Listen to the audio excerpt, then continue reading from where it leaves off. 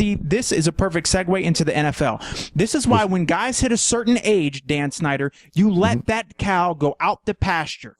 And you have two options. Let him keep feeding or old yeller his ass. Don't keep resurrecting people. There's no this is the mentality of an 87. I mean, these guys who get past 60, 65, they're stuck.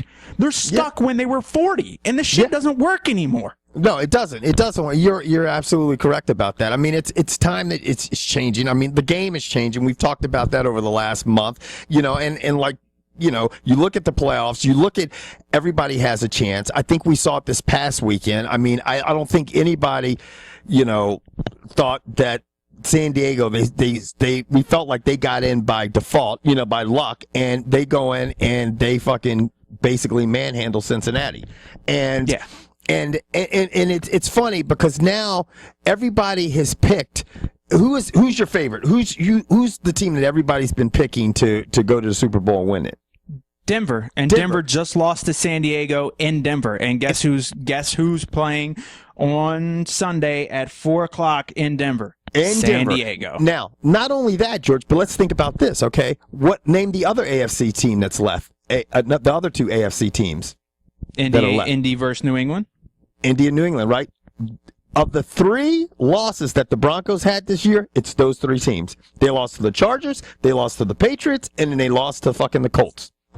And by the way, folks, we're talking about the NFL now. We're talking about the NFL and football, the AFC side of the NFL. And so I'm going to tell you what, if there is such thing as a football god, he shit all over me this past weekend. And obviously I've done something to upset him or her, and it was just not a good weekend for me when it came to the NFL football. It just stunk. It stunk on Saturday night, and it carried right over into those god-awful Chargers winning their playoff game. I couldn't have had a worse weekend. Well, let's start with the matchup that we're going to see and how that came about, and that's New Orleans is going to be traveling to face the Seahawks in the first divisional playoff game. And obviously New Orleans went in to Philadelphia and did something that it shocked me. I did not think it was going to happen. One, because they had never won on the road, and two, just with the weather conditions and Brees' play. I mean, it's not just that the franchise hadn't won, but that Brees didn't look good on the road. And they go in and beat a hot Philly team, and I think that's when you're like, okay, it's definitely playoff football time, because crazy shit starts to happen. Yeah, and they showed you how you win with a pressured defense who was in Nick Foles' face all game long and a running game. Right. They got an undrafted running back in the 97th round of the D-League pickup series to come in. And the Eagles played well above their heads. They got to a place that no one expected after the start of about halfway through the season. They won the division. They made it to the playoffs. They had a home playoff game. Congratulations. Right. They have holes. They have gaps that need to be filled. Yeah. And the Saints exploited them. And the Saints looked great. I mean, the whole entire game. And then here's the thing that I got to deal with the next day, and not necessarily deal with because I've learned a lot of this learn to let a lot of this shit go. But to see Dallas Cowboy fans have the audacity to say the Eagles choked is irreprehensible. I don't know where you monkeys live or what planet you live on or how quickly you forget your past of the last 5 or 6 seasons and go all the way back to your Super Bowl wins. But no Dallas Cowboy fan should ever say anything to anybody about a team choking until they get the Tony Romo and the quarterback dick out of their mouth, because they choke on anything when it's on the line. A stiff breeze makes that team choke. The funny thing, the irony I find in any Cowboy fan attacking Philly fans is, what's funny? When it comes down to it, your defensive coordinator, Cowboy fans, that you got rid of, went to New Orleans and got the job done. And yes, he did. He did. He had a good game plan going into Philadelphia, and you know what? You guys got rid of him, because you have, like George just said about holes. The Dallas Cowboys has a lot of holes in the whole fucking organization. You get rid of Ryan, and you know what? He goes and gets it done in New Orleans, and you guys now have the worst defense in the NFL after getting rid of him. So I just think any Dallas Cowboy fan really just has to fucking put it in neutral. I mean, anyway, but New Orleans travels to Seattle 4:00 on Saturday. Mm-hmm. Does New Orleans got a shot? I think they do have a shot, and I think they have a shot because of two reasons: Brees and Sean Payton. And you can't never. count. I was gonna blame it on the Popeyes chicken. Popeyes chicken. Yeah, you read that article, right? No.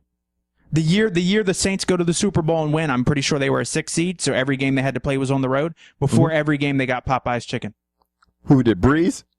No, the New Orleans Saints. So do you know what the New Orleans Saints had a Twitter picture or an Instagram photo of before the Philadelphia Eagles games? What? Popeyes chicken. Well, maybe they chicken. got a formula. Maybe they got a formula. You know what I'm saying? And I don't know if the Saints are going to go see Colonel Sanders and try to fucking offset that shit. But obviously, I mean the Seahawks. The Seahawks are the favorite. But you know what, man? I tell you what, they got disrupted the first time they went to Seattle and they got their asses handed to them. I don't think everybody should expect that same type of, outcome. No. I think it'll be a closer game.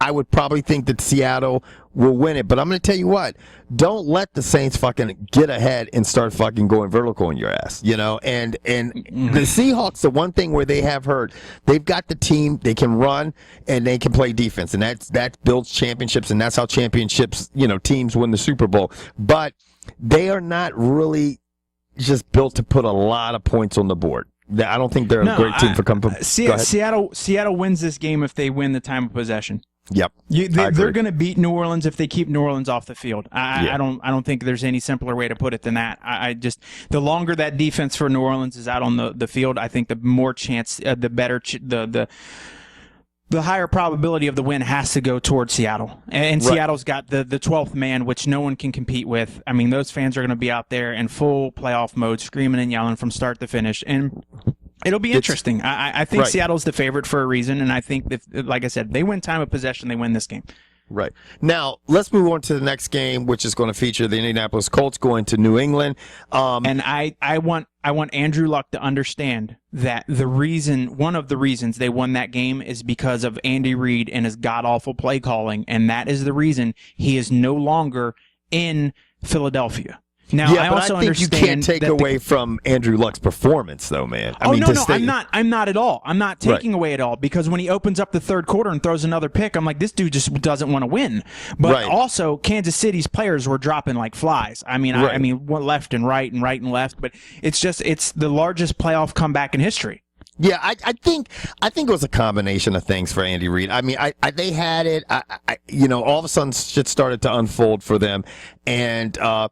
You're up by, I don't know, how far were they up by at one point? 20. They were up 28 points. 28 points, and you just but with that being said, it was a monumental meltdown, and you know what? The injuries definitely hurt them. I mean, one, your best player goes out at the beginning. I was surprised, that they even built up that lead without Jamal Charles, and that made a huge difference. And the defensive people that got hurt made a difference, and that hurt the Chiefs at the end of the day. I mean, it really did. But Andrew Luck was just like, and you look at him and guys like Jameis Winston, and that. Like they said, they have a short memory because, okay, I threw a pick. Okay, shit's not going good. Fuck that. That happened fucking 5 minutes ago. That's history now. Let's go forward. When Andrew Luck threw that deep touchdown pass, what do you think he was yelling in his helmet? Hey, you guys! That dude. And look, I understand the not correct word to use is retarded. But if you can't look at Andrew Luck and think he's got either a dab of retardism in there, or maybe just a swath of Down syndrome somewhere in his bloodline. Something ain't wrong. Something ain't right with the way that cat looks. He just looks goofy and if his eye was cockeyed, it would make so much more sense. But his eye was, but he looked like a winner. But I'm gonna tell you right now, don't get down 28 points to New England. Yes. No, that won't happen. But I'm going to tell you what. I'm going to go with the Colts winning this game in New England. I hope you're right, and I want to see the Colts win, too. I just think they're a very resilient team, and I don't think New England has the defense to keep up with all the weapons that Colt has. The Colts have at their disposal.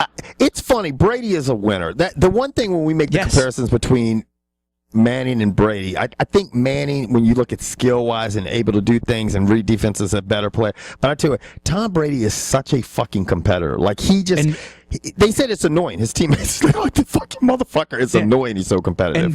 And Belichick could easily win Coach of the Year with what he's done with the lack of talent that team has compared to previous teams.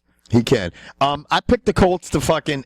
I said it was funny last week. I said to beat the Chiefs, and I said, but they were the favorite. But I still thought it was an upset if they beat the Chiefs, and they did. I'm gonna pick them to upset the Patriots this week. So you're going with two upsets? You're going with both underdogs winning this, both road teams winning? No, I think the Seahawks are going to beat the Saints. But I'm going to definitely go. I'm going to go with the Colts beating the Patriots. Yeah, I think Seattle's going to put it on New Orleans, and I think Indy's going to win this by 3. Now, let's move on to what San Francisco got done in Green Bay. Crazy weather. San Francisco continues to impress everybody. The Green Bay was one of these teams that are just like, man, they backed into the playoffs. They backed into the playoffs, and I feel like if they had Aaron Rodgers the whole time, it might have been different because they would have won more games and maybe got a bye. But that didn't happen. And now we're looking at the 49ers going to the Panthers, to Carolina. This is funny because the 49ers are a really good team right now. But I tell you what, I'm not going to bet against the fucking Panthers at home, man. They've looked too good this year. And I think one thing is people are sleeping on Cam Newton.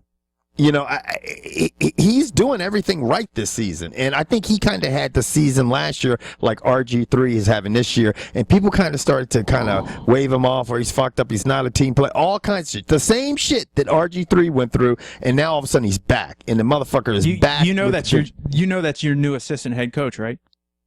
Huh?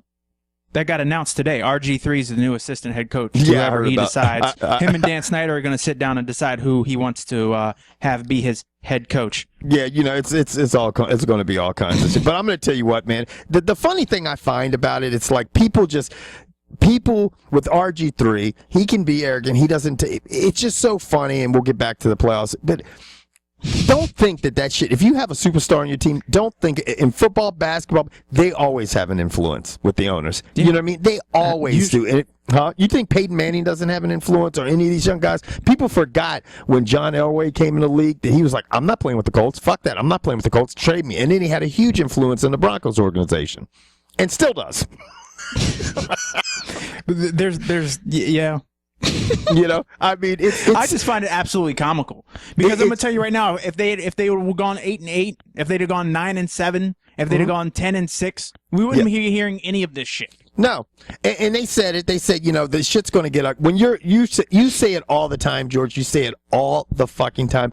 You've lived by what have you done lately, and winning fixes everything. If you're losing, people are fucking digging up in your fucking butthole trying to find shit because it's like, okay, nobody wants to talk about the Redskins, so let's find some dirty shit to talk about it. It's crazy, dude. But anyway, getting back to this shit. I got San Francisco losing because, to be honest, after watching that game, and like I said last year after watching Kaepernick, the man has no touch. He has absolutely no touch as a quarterback. Howitzer for an arm, great legs. He can run all day. He can throw 3 miles, but to hit that 10-yard in is just, it's not consistent enough for my liking. And Carolina, Carolina gave him fits, man, with the blitz. They didn't have an answer for that last time, the 49ers. I agree. And you could see the Packers just don't have the speed that Carolina does on the defense. I think Carolina's got more athletes on defense than the Packers. The Packers looked old and slow on the defensive side of the ball. And that's why Kaepernick was like, pew, gone, right. beep. So, and I don't think Kaepernick does that this week. And I think Carolina's going to the NFC title game to face the Seahawks. Yep. Now, the next thing is obviously the Chargers are going back into Denver, and just where a few weeks ago they beat Denver. I do not think that's going to happen, and this is the reason I don't think it's going to happen. I think obviously played a Cincinnati team that just is like Uriah favorite when it comes to the title shots. It just doesn't happen when it's playoffs, But I hope you're right. I just think that the Broncos have time to rest, relax, get a game plan plan. Yeah, I think that's the key, and to cut you off because that's what I have to do because I'm partially slow, and if I don't say it now, I think when you give Peyton Manning and John Fox time to sit down with the offensive coordinator, and go over that game film and sit with the linemen and start reading protections and where the blitzes came from. And that was the thing. No NFL quarterback throws well from their back. Right. Period. I don't care Right. who you are. If you're laying on your back, you're not throwing the ball well. And that's, No, you're not. They had pressure in Peyton Manning's face all game long, and I don't think they're going to be able to duplicate that. And I think another thing, a big importance in this game, is the Broncos play on the defensive side of the ball.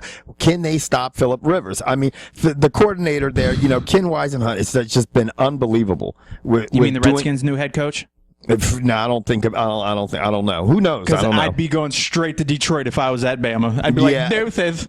I think he's going to Detroit, but he's done wonders with San Diego's offense. I think, and it's funny, when Von Miller came back. You want to know why I want him to leave more than anything in the world? What? So Phillip Rivers can go back and suck again. Yeah. Well, I might love to agree with you. Phillip Rivers is having a pretty decent. He's getting shit done. He's having a great year. If Peyton Manning didn't do what he did, I think it would come down to Phillip Rivers and Jamal Charles for MVP. But I don't see how you can't give the MVP to Manning. The funniest thing about Phillip Rivers, when you listen to Phillip Rivers talk and you look at him, he is fucking Cousin Eddie from National Lampoon's Christmas Vacation. He is shitter's full. He is fucking Cousin Eddie from the fucking National Lampoon. Just watch his interviews. He's fucking Cousin Eddie. Stick that fucking polyester suit on his fucking ass. He's fucking. Who you got winning the game? I got fucking the Broncos winning it this time.